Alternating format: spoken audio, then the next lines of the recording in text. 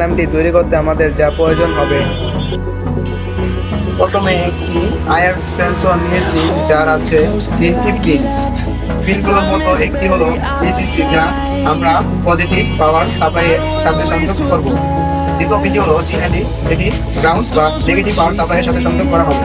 এবং সবশেষে ওইউটি পিনটি হলো আমাদের আউটপুট পিন, যা সেন্সরের ডেটা গ্রহণ করবে।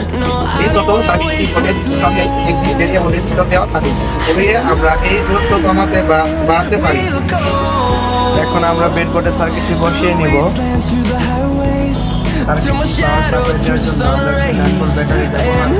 ব্যাটারির সাথে তারের সংযোগ করে নিব। তারগুলো ব্রেডবোর্ডে নেগেটিভ পজিটিভে লাগিয়ে নিব।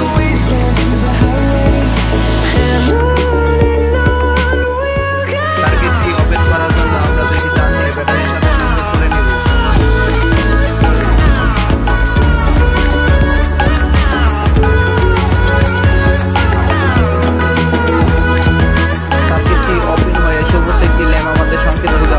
এখন আমরা একটি ভয়েজার নিব। ভয়েজারের দুটি পিন থেকে জাম্পার ওয়্যার দিয়ে আমরা তারগুলো সংযোগ করে নিব। নেগেটিভ পজিটিভ দেখে ব্রেডবোর্ডে লাগিয়ে নিব।